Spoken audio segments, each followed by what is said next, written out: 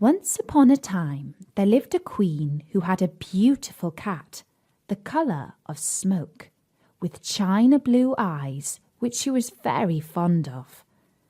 The cat was constantly with her, and ran after her wherever she went, and even sat up proudly by her side when she drove out in her fine glass coach. "Oh, Pussy," said the queen one day, "you are happier than I am, for you have a dear kitten just like yourself, and I have nobody to play with but you." "Don't cry," answered the cat, laying her paw on her mistress's arm. "Crying never does any good. I will see what can be done." The cat was as good as her word. As soon as she returned from her drive, she trotted off to the forest to consult a fairy who dwelt there, and very soon after the queen had a little girl who seemed to be made out of snow and sunbeams, and she called her Princess Ingiborg. The queen was delighted, and soon the baby began to take notice of Kissa the kitten as she jumped about the room, and would not go to sleep at all unless the kitten lay curled up beside her. 2 or 3 months went by, and though the baby was still a baby, the kitten was fast becoming a cat. And one evening when, as usual, the nurse came to look for her, to put her in her baby's cot, she was nowhere to be found. What a hunt there was for that kitten, to be sure! The servants, each anxious to find her, as the queen was certain to reward the lucky man, searched in the most impossible places. Boxes were opened that would hardly have held the kitten's paw. Books were taken from bookshelves, lest the kitten should have got behind them. Drawers were pulled out, for perhaps the kitten might have got shut in. But it was all of no use.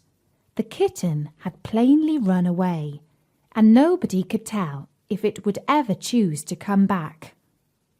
Years passed away, and one day, when the princess was playing ball in the garden, she happened to throw her ball farther than usual, and it fell into a clump of rose bushes.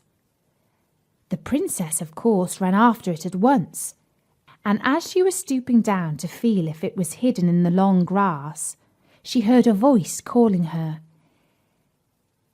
"Ingiborg, Ingiborg," it said, "have you forgotten me? I am Kissa, your sister." "But I never had a sister," answered Ingiborg, very much puzzled, for she knew nothing of what had taken place so long ago. How could she suspect that a little kitten was practically her sister? "Don't you remember how I always slept in your cot beside you, and how you cried until I came? But girls have no memories at all. Why, I could find my way straight up to that cot this moment, if I was inside the palace." "Why did you go away then?" asked the princess. But before Kissa could answer, the little Princess Ingiborg's attendants arrived, breathless on the scene, and were so horrified at the sight of the strange cat that Kissa plunged into the bushes and went back to the forest. The princess was angry with her ladies-in-waiting for frightening away her old playfellow. Next morning it was very hot, and the princess declared that she must go and play in the forest, where it was always cool, under the big shady trees. As usual, her attendants let her do anything she pleased, and sitting down on a mossy bank where a little stream trickled by, soon fell sound asleep. The princess saw with delight that they would pay no heed to her, and wandered on and on, expecting every moment to see some fairies dancing round a ring, or some little brown elves peeping at her from behind a tree. But alas, she met none of these. Instead, a horrible giant came out of his cave and ordered her to follow him. The princess felt much afraid, as he was so big and ugly, and began to be sorry that she had not stayed within reach of help. But as there was no use in disobeying the giant, She walked meekly behind. They went a long way, and Princess Ingiborg grew very tired, and at length began to cry. "I don't like girls who make horrid noises," said the giant, turning round. "But if you want to cry, I will give you something to cry for." And with these words he started to draw his axe from his belt. Ingiborg became very frightened and started to run. Fortunately, although the giant was very big and had long legs, he was also very fat, and he couldn't run quickly. As Ingiborg escaped, she lost her slippers that were embroidered with gold thread and studded with precious stones, for they were very special slippers made for a princess. On she ran in her bare feet, which soon became very cut and full of thorns. She did not look round to see the giant stopping down to pick up her expensive slippers. She ran into a part of the forest that was too thick and overgrown for him to find her, and finally she got away from that wicked giant, who would surely have killed her with his axe if he could have done. But now she was quite lost. How long it was since she had set out in the morning she could not tell. It seemed years to her. Her legs were cut by brambles and thorns, and a wasp had stung her on her nose. Eventually she lay down and started to cry. Darkness came over, and she was shivering all night with cold. When she woke up, she was hungry and thirsty. "Now I shall surely die," she said to herself. When the sun was high in the heavens, she heard the sound of wheels, and then, with a great effort, for her throat was parched with fright and pain, she gave a shout. "I am coming!" was the answer, and in another moment a cart made its way through the trees, driven by Kissa, who used her tail as a whip to urge the horse to go faster. Directly Kissa saw Ingiborg lying there, she jumped quickly down and lifted the girl carefully in her two front paws, laid her upon some soft hay, and drove her back to her own little hut. In the corner of the room was a pile of cushions, and these Kissa arranged as a bed. Princess Ingiborg, who by this time was nearly fainting from all she had gone through, drank greedily some milk, and then sank back on the cushions while Kissa fetched some dry herbs from a cupboard, soaked them in water, and tended to her cuts and bruises. The pain vanished at once, and Ingiborg looked up and smiled at Kissa.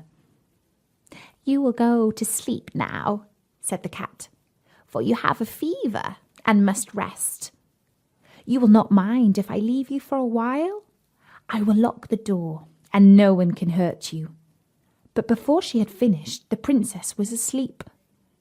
Then Kissa got into the cart, which was standing at the door, and catching up the reins, drove straight to the giant's cave. Leaving her cart behind some trees, Kissa crept gently up to the open door, and crouching down, listened to what the giant was telling his wife, who was at supper with him. "The first day that I can spare, I shall just go back and kill her," he said. "It would never do for people in the forest to know that a mere girl can defy me." And he and his wife were so busy calling Ingiborg all sorts of names for her bad behaviour that they never noticed Kissa stealing into a dark corner and upsetting a whole bag of salt into the great pot before the fire. By and by, the giant and the giantess had the salty soup for their supper. "Dear me, how thirsty I am!" cried the giant after supper, for the salt had made him so thirsty. "So am I," answered the wife. "I do wish I had not taken that last spoonful of broth. I'm sure something was wrong with it." "If I don't get some water, I shall die," went on the giant, and rushing out of the cave, followed by his wife, he ran down the path which led to the river. Then Kissa entered the hut, and lost no time in searching every hole till she came upon some grass, under which Ingiborg's gold-embroidered slippers were hidden, and putting them in her cart, drove back again to her own hut. Ingiborg was thankful to see her, for she had lain too frightened to sleep, trembling at every noise. "Oh, is it you?" she cried joyfully as Kissa turned the key, and the cat came in, holding up the 2 neat little slippers. "Now, if you are feeling better, it is time to take you home," said Kissa. When the cat drove the cart up to the palace gate, lashing the horse furiously with her tail, and the king and queen saw their lost daughter sitting beside her, they declared that no reward could be too great for the person who had brought her out of the giant's hands. "We will talk about that by and by," said the cat, as she made her best bow. The princess was very unhappy when Kissa left her without even bidding her farewell. She would neither eat nor drink, nor take any notice of all the beautiful dresses her parents had bought for her. "She will die unless we can make her laugh," one whispered to the other. "Is there anything in the world that we have left untried?" "Nothing except marriage," answered the king. And he invited all the handsomest young men he could think of to the palace, and bade the princess choose a husband from amongst them. It took her some time to decide which she admired the most, but at last she fixed upon a young prince. The king and the queen were greatly pleased, as the young man was the son of a neighbouring king, and they gave orders that a splendid feast should be got ready. When the marriage was over, Kissa suddenly stood before them, and Ingiborg rushed forward and clasped her in her arms. "I have come to claim my reward," said the cat. "Let me sleep this night at the foot of your bed." "Is that all?" asked Ingiborg, much disappointed. "It is enough," answered the cat. And when the morning dawned, it was no cat that lay upon the bed, but a beautiful princess. "My mother and I were both put under an evil spell by a spiteful fairy," said she. "We could not free ourselves till we had done some kindly deed that had never been wrought before. My mother died without ever finding a chance of doing anything new. But I saved you from the giant, and now am turned back into a princess." Then they were all more delighted than before, and the princess lived in the court until she too married.